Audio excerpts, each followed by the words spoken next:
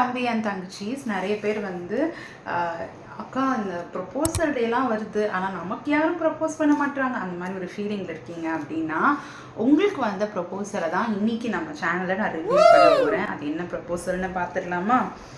பின்பு பாத்திரத்தையும் எடுத்து இது பாவ மன்னிப்பு உண்டாகும்படி அநேகருக்காக சிந்தப்படுகிற பொது உடன்படிக்கையின் என்னுடைய ரத்தம். இந்த வசனத்தை இந்த வார்த்தையை சொன்னது யார் தெரியுமா? நம்ம ஏசுப்பா. இது யாருக்காக சொன்னார்னா உங்களுக்காகவும் எனக்காகவும் தம்பி தங்கச்சிஸ் உங்க எல்லாருக்காகவும் ஆண்டு இந்த ப்ரொப்போசலை உங்களுக்கு வந்து கொடுத்துருக்காரு. என்னக்கா ப்ரொப்போசல்னு சொல்றீங்க, அவரோட ரத்தத்தை எனக்கு கொடுத்ததா ப்ரொப்போசல் அப்படின்னு நீங்க கேட்டீங்கன்னா, ஏன்ஷியன்ட் இஸ்ரேல், அதாவது ஆண்டவராக இயேசு கிறிஸ்து வாழ்ந்த காலத்தில் இஸ்ரேல் ஜனங்கள் மத்தியில் வந்து ஒரு ப்ரொப்போசல், ஒரு ரைட்டாக ஒருத்தர் வந்து ஒரு பெண்ணை நேசிக்கிறாரு அப்படின்னா அவர் எப்படி வந்து ப்ரப்போஸ் பண்ணுவார் அப்படின்னா, ஒரு டேபிளில் இருந்து ஒரு கிளாஸ் ஆஃப் வைனை வந்து கையில் வச்சுட்டு பிரைடு வந்து அந்த பக்கம் இருப்பாங்க, கல்யாணம் மணப்பெண் வந்து அந்த பக்கம் இருப்பாங்க, மணமகன் வந்து இந்த பக்கம் இருப்பாங்க. அவங்க வந்து சொல்லுவாங்க, என்னுடைய லைஃப்பை நான் உனக்கு கொடுக்குறேன் அப்படின்னு சொல்லி அந்த வைன் கிளாஸை வந்து தூக்கி வந்து சொல்வார், ஐ offer my self to you அப்படின்னு சொல்வார். அதாவது ஏன்னா நான் உனக்கே தரேன் அப்படின்னு சொல்றதான் வந்து இந்த ப்ரப்போசல். ஸோ அதை வந்து பிரைட் வந்து அது வந்து பிரைட் முன்பாக, அந்த மணப்பெண் முன்பாக அவர் வந்து பண்ணுறது.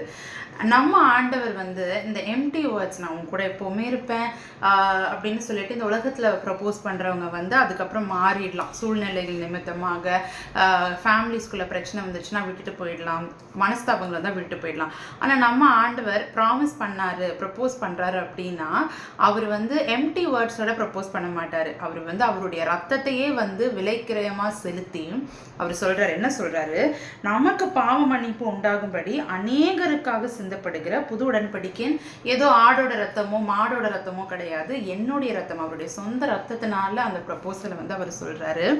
அது மட்டும் கிடையாது, ஜூவிஷ் கல்ச்சர்ல என்னன்னா, இந்த ப்ரப்போசலுக்கு அப்புறம் வந்து அந்த பிரைடு வந்து அக்செப்ட் பண்ண பிறகு, அந்த மணப்பெண் வந்து அக்செப்ட் பண்ண பிறகு அந்த ஆண் வந்து என்ன பண்ணுவார் அப்படின்னா, அவர் வந்து அந்த பெண்ணை வந்து அந்த வீட்டிலே விட்டுட்டு, அந்த பொண்ணோட வீட்டிலே விட்டுட்டு கொஞ்ச நாள் வந்து அவர் வந்து தன்னுடைய வீட்டை ஆயத்தம் பண்ணுவதற்காக போவார். ஏன்னா அவர் லவ் பண்ற அந்த பொண்ணு அந்த வீட்டில் வந்து தங்குறதுக்கு அந்த ஸ்தலத்தை வந்து ஆயத்தப்படுத்தணும் இல்லையா, அவங்களோட வீட்டை ஆயத்தப்படுத்தணும், சில காரியங்களை அவங்க ஒழுங்குபடுத்த வேண்டியது இருக்கு. ஏன்னா ஒரு பெண் வந்து அவங்களுடைய வீட்டெல்லாம் விட்டுட்டு இந்த ஆணை நம்பி வரா அப்படின்னும் போது அந்த ஆயத்தங்கள்லாம் பண்ண வேண்டியது இருக்கு. இதையுமே நம்ம ஆண்டவர் நமக்காக அழகா பண்ணியிருக்காரு. இது எதுல பார்க்கலாம் அப்படின்னா, யோவான் 14ஆம் அதிகாரத்துல நம்ம பார்க்க முடியும். ஆண்டவர் சொல்றாரு, நான் போய் உங்களுக்காக ஸ்தலத்தை ஆயத்த பண்ணின பின்பு நான் இருக்கிற இடத்திலே நீங்களும் இருக்கும்படி நான் மறுபடியும் வந்து உங்களை என்னிடத்தில் சேர்த்துக்கொள்ளேன். பரலோகத்துல நமக்காக ஆண்டவர் ஒரு ஸ்தலத்தை ஆயத்தப்படுத்திருக்கேன்றாரு. அதுக்கு வந்து அவர் ஒரு ப்ரொபோசல் என்ன சொல்றாரு அப்படின்னா, இப்ப நான் போறேன், போயிட்டு நான் வந்து உங்களை வந்து மறுபடியும் வந்து நான் உங்களை கூட்டிகிட்டு போவேன், கூட்டிகிட்டு போனதுக்கு பிறகு நீங்கள் அங்கே என் கூட வந்து இருக்கலாம், நான் உங்களை வந்து என் கூட நான் சேர்த்து கொள்ளுவேன் அப்படின்ற ஒரு நிச்சயத்தை அந்த ப்ரொப்போசல் எப்போவுமே முடியும் போது ஒரு நிச்சயத்தோடு தான் முடியும். கரெக்டாக ப்ரப்போஸ் பண்ணும் போது நான் உன் கூட எப்போவுமே இருப்பேன், நான் உன்னை ரொம்ப நேசிக்கிறேன், வாழ்விலும் சாவிலும் எல்லாத்துலையும் அவன் கூட இருக்கணும்னு ஆசைப்படுறேன் அப்படின்னு ஒருத்தவங்க பண்ணுறதுக்கு பேர் தான் அது ப்ரப்போசல். கரெக்டாக அதுதான் வந்து இங்கே ஆண்டரும் பண்ணுறாரு. ஃபர்ஸ்ட் அவர் என்ன சொல்கிறாரு, தன்னுடைய ரத்தத்தை அந்த ப்ரப்போசலை வந்து ரொம்ப மீனிங்ஃபுல்லாக மாற்றுறது அவருடைய சொந்த ரத்தத்தை. அது எதை குறிக்குது அப்படின்னா, எந்த அளவுக்கு அவர் ஒரு ஆண் வந்து அப்படி வந்து ஒரு பண்ணுறாங்க அப்படின்னா என்ன அது குறிக்கும், எந்த அளவுக்கு வந்து அந்த பெண்ணை வந்து அவங்க நேசிக்கிறாங்க, எந்த அளவுக்கு அவங்களுக்கு முக்கியத்துவம் கொடுக்குறாங்க அப்படின்றது அந்த ப்ரப்போசல்லே தெரிஞ்சிடும்.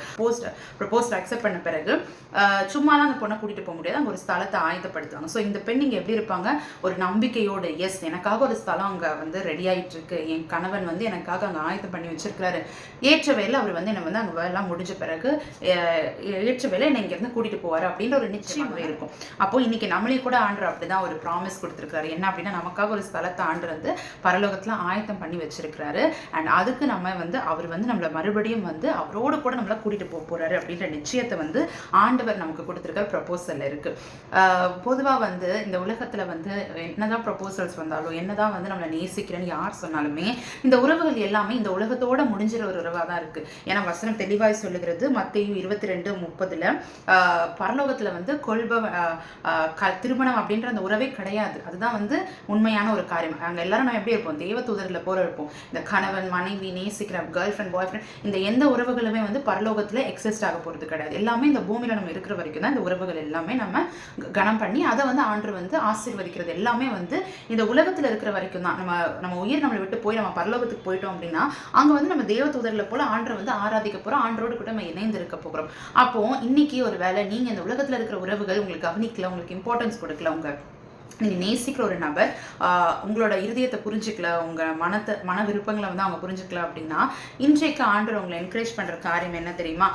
உங்களை அவருடைய ரத்தத்தினால் மீட்டெடுத்த அந்த அன்பு, அந்த அகாப்பே அன்பு, எந்த ஒரு எதிர்பார்ப்பும் இல்லாமல் அவர் அந்த ஃபர்ஸ்ட் ஸ்டெப் ஆஃப் லவ்வை வந்து அவர் எடுத்து வச்சிருக்காரு. நீங்கள் அவருக்கு எதுவுமே செய்யலை, நம்ம எதுவுமே அவருக்கு செய்யலை. ஆனால் அவர் அவருடைய ரத்தத்தினால ஒரு ஒரு ஒரு ஒரு உடன்படிக்கையை செஞ்சு நான் உன்னை விட்டு விலகுவதில்லை, உன்னை கைவிடுவதில்லை, நான் உனக்கு பாவம் பண்ணி கொண்டாங்கப்படி நான் உன் இடத்துல நான் அந்த தண்டனையை நான் ஏற்றுக்கிறேன் அப்படின்னு சொல்லி நாம் இருக்க வேண்டிய எல்லா இடங்கள்லையும் கிறிஸ்து நமக்காக நின்று அந்த அந்த ப்ரொபோசலை வந்து இன்னுமே வேல்யூ பண்ணதுன்னா அவருடைய பரிசுத்த ரத்தம் அப்படி நம்ம வந்து மீட் எடுத்திருக்கிறோம். அப்பா இந்த உறவு இந்த உலகத்தோட முடிகிற உறவு, நமக்கு கிறிஸ்துக்கு இருக்கிற உறவு வந்து இந்த உலகத்தோட முடிகிறது இல்லை, பரலோகத்திலே அந்த உறவு கண்டினியூ ஆகுது. அதனால தான் என்ன சொல்றாரு, நான் வந்து மறுபடியும் உன்னை வந்து நான் மறுபடியும் வந்து உங்களை என்னிடத்தில் சேர்த்துக்கொள்ளணும். அப்போ பரலோகத்தில் அவருமே இருக்கிறாரு, அவர் நம்மளை வந்து கூட்டிட்டு அவரோடு கூட நம்ம சேர்ந்து வாழ போகிறோம் நித்திய காலத்துக்கு. ஸோ இந்த அநித்தியமான இந்த உலகத்துல உறவுகள் நமக்கு வந்து நம்மளை வந்து நம்ம கூட வந்து இருக்கலாம். ஆனா வந்து இந்த உலகத்துல நம்ம உயிர் போன பிறகு இந்த உறவுகள் நீடிக்க போறது கிடையாது. ஆனால் பரலோகத்துல இருக்கிற இந்த உறவுக்கு நீங்களும் நானும் முக்கியத்துவம் கொடுக்கும்போது அது நித்திய காலமா இருக்கிற ஒரு உறவா இருக்கிறது. ஸோ இந்த ப்ரொபோசல் தான் நமக்கு இன்னைக்கு வந்திருக்கு. ஸோ நமக்காக ஒரு ஸ்தலம் அங்கே ஆயத்தம் பண்ணப்பட்டிருக்கு. நிச்சயமில்லாத இந்த உலகத்துல இருக்கிற உறவுகளுக்காக நீங்க கண்ணீர் சிந்திட்டு இருக்கீங்க, அப்படி எனக்கு ஒரு அன்பு கிடைக்கல நீங்க ஏங்கிட்டு இருக்கீங்க அப்படின்னா உங்களுக்காக ஜீவனையே கொடுத்த ஜீவனுள்ள தேவனை பற்றி கொள்ளுங்க. இந்த உலகத்தில் இருக்கிற உறவுகளை காட்டிலும் உங்களை 100% உங்களை முற்றிலுமாக அறிந்து புரிந்து உங்களை அதிகமாக நேசிக்கிற ஒரு அன்பு நம்ம படைத்த ஆண்டவருடைய அன்பு. அந்த அன்பை உங்க இருதயத்தில் வச்சுக்கோங்க. உங்க பாவத்திலிருந்து எந்த உறவுமே எந்த அன்புமே உங்களுக்கு மோட்ச வாழ்க்கையை கொடுக்க முடியாது. எந்த அன்புமே உங்களுடைய பாவத்திலேருந்து உங்களுக்கு விடுதலையை கொடுக்க முடியாது. எந்த அன்புமே இந்த உலகத்தில் இருக்கிற எந்த அன்புமே உங்களுக்கு இருதயத்தில் சமாதானத்தையும் பரிசுத்தையும் கொடுக்க முடியாது. அதை கொடுக்குற ஒரே அன்பு ஆண்டவராக இயேசு கிறிஸ்துவின் அன்பு.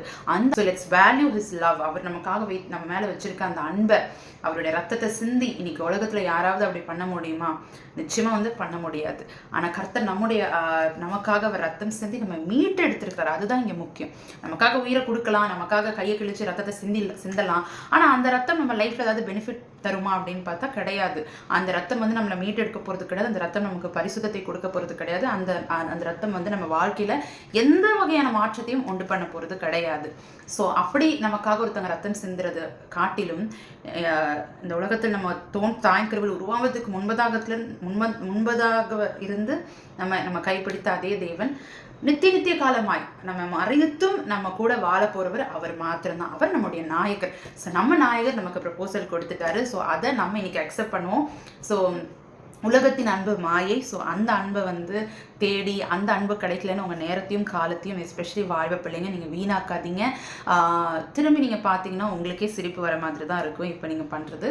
ஸோ ஆண்டவருடைய அன்பை வந்து புரிந்து கொள்ளுங்க, அவருடைய அன்பை புரிஞ்சு கொள்ளுங்க. அந்த அன்புனால நிறைந்த ஒரு வாழ்க்கையை வாழுங்க. கர்த்தர் தாமே இந்த வார்த்தைகளை ஆசீர்வதிப்பாராக. நெக்ஸ்ட் வேலண்டைன் வீக் ஸ்பெஷல் வீடியோவோட நான் உங்களை சந்திக்கிறேன். Until then, bye. God bless you all.